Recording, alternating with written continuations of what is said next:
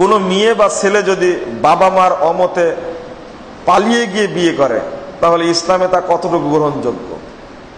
পালিয়ে গিয়ে বিয়ে করলো কেন? আমার প্রশ্ন হলো আপনার কাছে, দু একটা ঘটতে পারে, এত বেশি ঘটছে কেন?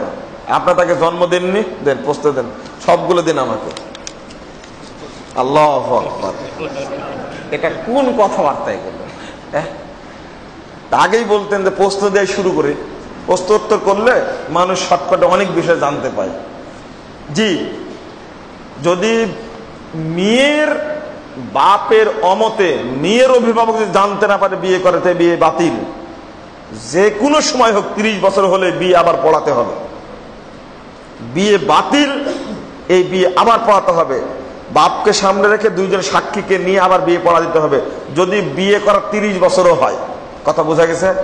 এই কোর্ট ম্যারেজ চলবে না, এটা হারাম।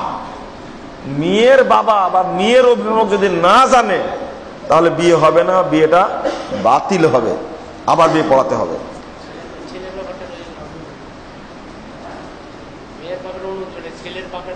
জি, ছেলের বাপের লাগবে না। ও, এটা খোলাখুলি বলতে হয়, তাই না?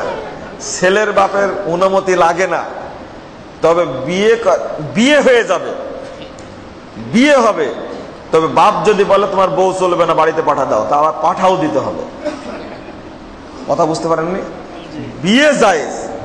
বিয়ে করার পরে যদি বাপকে বুঝে রাখা যায়, বৌমা এমন সুন্দর পেয়েছে, সারা দিনই শ্বশুর শাশুড়ি ভক্তি করে, তো বলেছে বাবা বিয়ে করেছে, বৌমাটা তো ভালো পেয়েছে, একসময় তো বলতেও পারে, তাই না?